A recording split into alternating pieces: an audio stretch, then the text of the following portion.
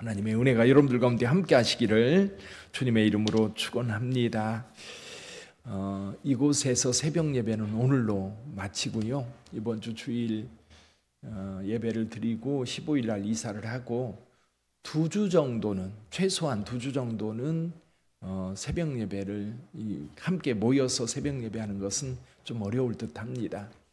준비는 이제 빨리 하겠지만 한 2주 정도 여러분들이 생각을 하고요. 좀 더 연장될 수도 있고 그렇습니다. 그래서 수요 예배도 아마 2주 정도는 드리지 못할 것 같고요. 그래서 그 동안에 새벽 예배 우리가 모이지 못하는 동안에는 제가 단톡방에 요즘에 올리는 것처럼 계속해서 신명기 요약 말씀을 올릴 것이고요.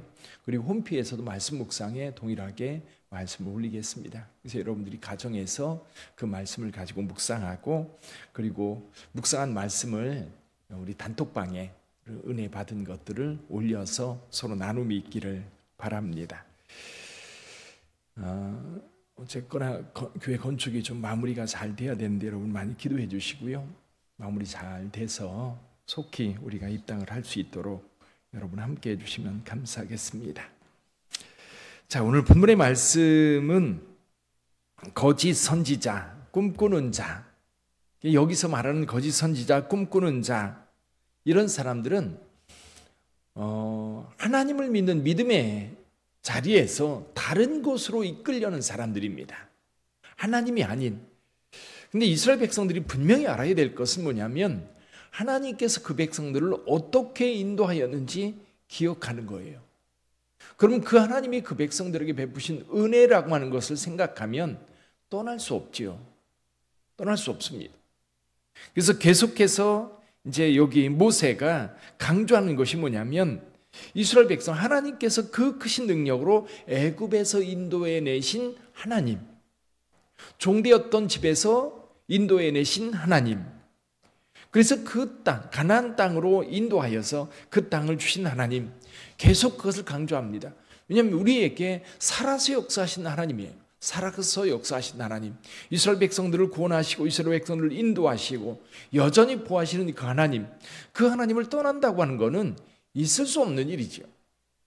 그럼에도 불구하고 사람들이 이적을 베풀거나 또 예언을 하면서 그들을 꿰어서 다른 신으로 이끌려고 하는 사람들이 일어날 수 있다는 거지. 근데 이 유혹은 늘 있는 거예요. 그래서 하나님께서 그 유혹을 딱 끊어서 그런 유혹이 없도록 하시지 않습니다. 예를 들면 에덴 동산에 아담과 하와가 있는데 아담과 하와를 예를 들면 선악과를 따먹지 말라, 그거를 먹는 날에는 정령 죽으리라 분명히 말씀하셨어요. 근데 뱀이 와서 유혹을 하거든요. 근데 하나님께서 그거를 막지 않으세요. 이유가 뭘까요? 여러분, 인간은요 하나님의 형상을 따라 지음받은 자들이에요. 그래서 저와 여러분들은 하나님처럼 생각하고 그리고 하나님의 형상을 따라 지음받았기 때문에 자유의지가 있어요. 하나님은 우리를 로봇이나 프로그램화되어 있는 그런 죽은 생명으로 우리를 만들지 않으셨어요. 하나님과 대화하고 커뮤니케이션하고 함께 교제하면서 함께 하기를 원하셔서 우리 인간을 만드신 거거든요. 그래서 사람들이 말해요. 아니, 선악과를 만들지 않았으면 됐지. 그걸 만들어 가지고 왜 인간으로 하여금 타락하게 했느냐? 여러분, 그런 미혹이 전혀 없을 때는 사실은 관계라고 하는 게 관계가 있는지도 몰라요. 자, 많은 어떤 선택의 길이 있을 때에 오직 하나님을 선택하고 그 하나님과 함께 할 때 진짜 교제가 되는 거고요. 진짜 하나님을 사랑하는 것이 되는 거예요. 여기서도 마찬가지입니다. 이 우상들, 이방신들, 그런 미혹이 여러분 많이 있어요. 근데 여기 첫 번째로 이야기하는 것이 뭐냐면 선지자나 꿈꾸는 자가 일어나서 이적과 기사를 내게 보이고 그가 내게 말한 그 이적과 기사가 이루어지고, 이거예요. 이루어지고. 사람들은 그런 이적을 보면 혹하거든요. 그리고 끌려갑니다. 한번 와봐. 그리고 점쟁이들 얘기하는 거 있잖아요.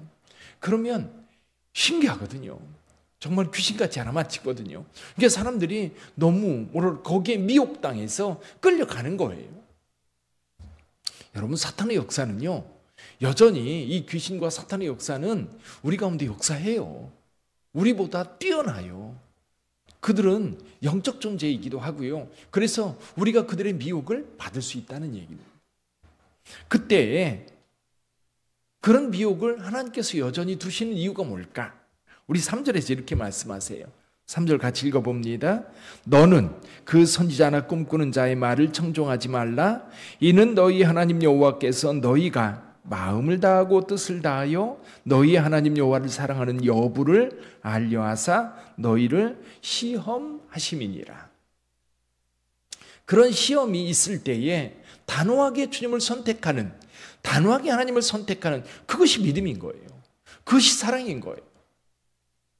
선택의 여지가 없고 또 어떤 미혹도 없고 그 자리에 있다면 내가 하나님을 믿는 건지 안 믿는 건지 몰라요.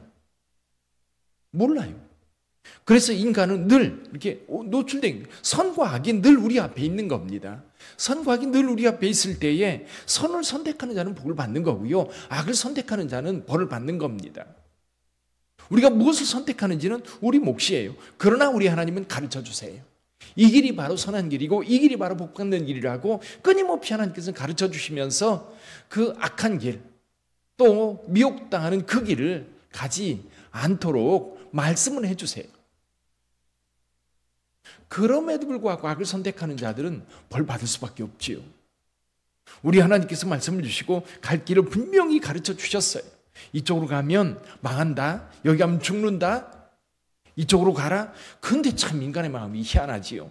주님께서 가르쳐 주시는 길 가는 게 아니라 딴 길로 가요.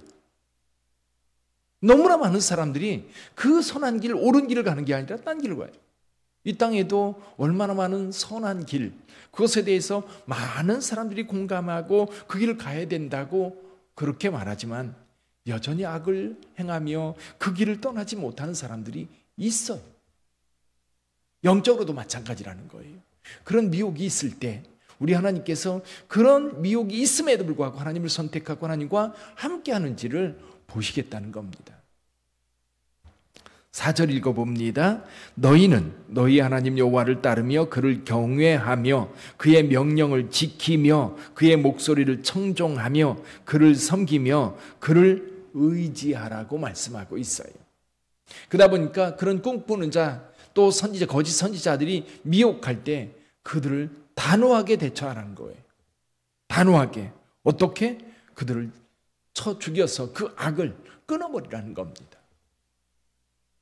근데요, 두 번째, 우리 6절에 보니까 이런 말이 있습니다. 내 하나님의, 내 어머니의 아들 곧 내 형제나 내 자녀나 내 품의 아내나 너와 생명을 함께하는 친구가, 나랑 가장 가까이 있는 사람들이에요. 우리 가족들, 여기 보면 생명을 나눈 형제들, 그러니까 이 세상에서 가장 가까운 그런 사람이 우리 하나님을 알지, 우리 조상들이 아는 그 하나님이 아닌 다른 신을 섬기자고 꾀일 때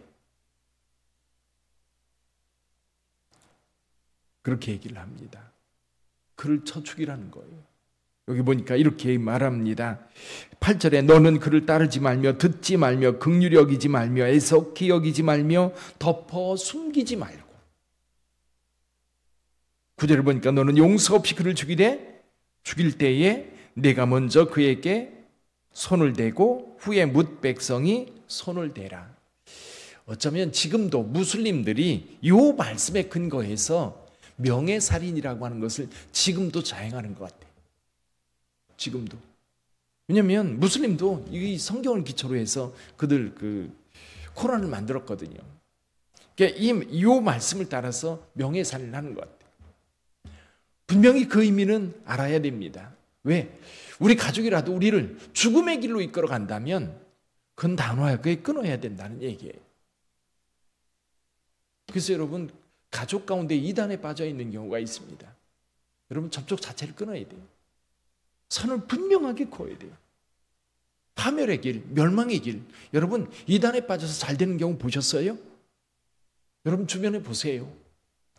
처음에는 거기에 혹해가지고 완전히 미쳐서 따라다니는데요. 그들의 삶이 어떤 결과로 이어지는지 잘 살펴봐야 돼요.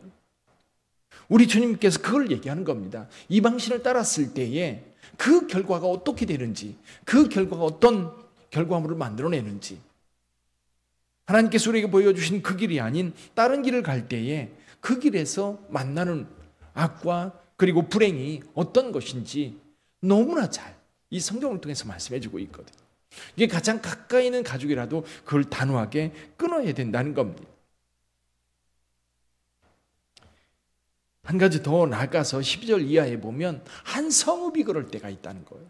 이 성읍이 하나님을 섬기는 데에서 벗어나서 이 성읍이 전체가 다른 신을 섬기려고 하는 그런 징조를 보인다면 그 성읍 자체를 진멸하라. 무슨 얘기입니까? 이 신명기 13장에서 얘기하는 것은 다른 길, 우상숭배의 길, 악한 길, 다른 신을 향한 길, 그거에 대해서 단호하라고 말씀하세요. 단호해. 근데 저는 물론 이 말씀이 오늘 우리 현실에 그대로 적용할 수는 없지요. 우리 가족들이라도 그리고 다른 사람들이라도. 근데 오늘 본문 말씀을 통해서 우리가 기억해야 될 것이 있어요. 이 유혹은 오늘 우리에게도 여전히 있다는 겁니다. 그런데 이 유혹이요, 단순히 다른 신, 이방신을 섬기는 우상숭배로만 우리를 이끄는 게 아니에요. 우상이라고 하는 게 뭐지요? 우리를 위해서 우리가 만든 신이에요. 나를 위해서 내가 만든 신, 그게 우상입니다. 근데 요즘에는요, 이 우상이 그냥 뭔가 형상을 만들고 그 앞에서 비나이다 하는 그것만이 우상이 아닙니다. 하나님의 자리를 대신하는 것, 하나님의 자리를 대신하는 것이 우상이거든요. 하나님을 떠나 그것이 나의 신이 되는 거예요. 그것이 나의 하나님이 되는 거예요. 오늘 우리 사회에 가장 큰 이 하나님이 된 것이 뭐냐면 돈입니다. 돈. 그래서 예수님께서 재물과 하나님은 동시에 섬길 수 없다고 그랬어요. 오늘날 사람들의 마음속에 예나 지금이나 돈이요, 하나님과 동등한 어떤 영향력을 주고 있다는 거예요. 근데 오늘 현대사회는 가장 큰 이슈가 뭐예요? 경제 문제잖아요. 돈 때문에 죽고, 요즘에 전세 사기 때문에 많은 사람이 피해를 본 사람들이 자살하는데 4번째 자살한 사람이 나타났다고 그래요. 다 무슨 문제예요? 돈 문제예요. 돈 문제. 돈 문제 때문에 죽는 거예요. 이게 돈이 내 생명보다 더 중요하다는 얘기가 되는 거예요. 또 그만큼 힘들고 또 고통스럽게 하기도 하겠지만은 결국 그의 삶의 가치 중에 중요한 게, 하나님보다 더 중요한 게 돈이기 때문에 돈이 만몬인 거예요. 돈이 우상이 된 거예요. 돈이 신이 된 거죠. 또 오늘날 젊은이들을 보면 자식이 신이 돼요. 자식이 우상이 돼요. 많은 것들이 우리를 하나님을 믿는 믿음의 자리에서 우리를 미혹해서 끌어내려고 합니다. 여러분, 하나님을 떠나면 어차피 영생이라든지 또 오늘날 하나님의 돌봄이라든지 그런 거로부터 멀어져요. 그러니까 그의 삶이 정직한 삶, 그리고 올바른 삶, 주변 사람들과 함께하는 삶, 그런 삶이 아니라 나 좋은 것만 선택해가는 거예요. 이제 내가 신이 됐어요. 우리 사회는 지금 자신이 신이 된 사회, 자기가 하나님이 된 사회, 그런 사회로 바뀌어가고 있어. 이것들이 다 미혹이라고 봐요. 그런 미혹이 있을 때 우리가 그 미혹을 어떻게 물리치고 하나님 말씀을 따라 그 길을 갈 수 있을까? 저는 이런 미혹을 어떻게 이길 수 있을까 생각을 해봐요. 이기는 방법은 첫 번째로는 하나님의 말씀이에요. 그 말씀, 우리가 가야 될 길을 분명히 알아야 돼. 그리고 그 끝에서 우리가 어떤 결과를 얻을 것인지에 대한 소망이죠, 소망. 그것이 우리가 분명하게 가지고 있어야 돼요. 그 끝에서 우리가 만날 영광, 우리가 이 길을 걸으면서 누릴 축복. 근데 그 길을 따라가는 길이 성경에 기록되어 있어요. 그러면서 말씀을 따라가면서 항상 하나님과 교제하는 기도죠, 기도. 항상 하나님과 함께하는 그런 삶을 살 때 미혹에서 벗어나지 않아요. 근데 또 한 가지 중요한 게 있어요. 그게 뭐냐면 교회입니다. 교회. 왜 예수님께서 교회를 만들어 놓고 가셨을까? 왜 예수님께서 사람들이 모이는 이 교회, 지역마다 교회를 세우고 교회를 통해서 성도들이 함께 교제하면서 믿음을 지켜갈 수 있도록 했을까? 사람은요, 어차피 다른 사람들과 더불어 살아가게 되어 있어요. 가족이라는 공동체, 가족뿐만 아니라 가족만 공동체를 형성해 살아갈 수 있는 게 아니에요. 그래도 사람들은 다 직장이라는 곳에서 사람들과 교제를 나누고 동네에서도 사람들과 만나면서 살아갑니다. 근데 요즘에는 사람들과 교제하지 않고 방에 콕 처박혀서 밖에 나오지 않는 사람들이 그렇게 많대요. 그 삶은 살아있으나 죽은 삶이에요. 살아있으나 죽은 삶. 그러니까 하나님께서 교회를 세우시고 예수님께서 교회를 세우시고 교회를 통해서 믿음을 공유하고 함께 격려하고 함께 사랑하면서 우리가 우리 믿음을 지켜가고 바른 길로 함께 갈 수 있는 거예요.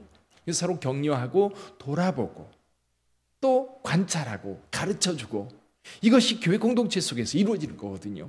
그러니까 여러분, 교회 다니지 않으면서 믿음을 지킬 수 있다? 어림없는 소리입니다. 요즘에 인터넷 교회라는 게 있어요. 인터넷 교회. 제가 원주에서 개척을 했는데요. 가끔 우리 교회 나오는 분이 있었어요. 애들이 여럿이에요. 근데 걔네들은 신나게 나와요, 교회. 근데 엄마가 안 나왔어. 어머니 뭐 하시니? 엄마 인터넷 예배 드린대요. 그때 당시에 벌써 인터넷 예배 드린다는 거예요. 지금 그런 사람들 많아요. 근데 그 사람들이 진짜 믿음이 있을까요?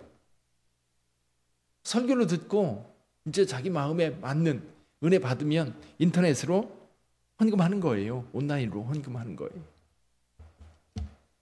지금 이제 그런 시도들이 여러 번 있었는데요. 결론이 뭐냐면 모이지 않는 교회는 교회가 아니라는 거예요. 결국 몸이, 물론 인터넷 안에서 무슨 커뮤니티들이 만들어지고 거기서 교제하고 그런다고 그러지만 실질적으로 영적 교제는 거기서 이루어질 수 있을까? 나눔은 할 수 있어요. 묻고 질문하고 그러면서 나름대로 온라인을 통해서 교제를 할 수 있을지 모르지만 여러분, 만나야 돼요. 향기가 있고요. 대화가 있고요. 그러면서 거기에서 같이 우리 공동체, 믿음의 공동체를 통해서 내 믿음이 자라고 상대방의 믿음이 자라는데 내가 도움을 주고받으면서 함께 성장해 갈 수 있는 거거든요. 교회를 떠나서는 지킬 수 없는 거예요. 그래서 사자 무리들이요, 사자나 이 맹수들이 이 그 가젤이라든지 이런 사슴 종류의 이 동물들을 공격할 때 꼭 무리에서 떨어져 놓고 떼어놓고 공격을 해요. 무리에서 떠나면 결국 미혹받을 수밖에 없는 겁니다. 사랑하는 성도 여러분, 그래요, 오늘날도 많은 미혹이 있는데 그 미혹에서 우리의 믿음을 지킬 수 있는 방법, 하나님 말씀에 바르게 서고 그리고 늘 주님과 영적 교제를 나눌 뿐만 아니라 교회라고 하는 이 공동체에서 서로 도움을 주고받으며 함께 성장해 갈 때 이런 미혹을 이길 수 있다. 언제나 승리하는 저와 여러분들이 되기를 주님의 이름으로 축원합니다. 기도하겠습니다.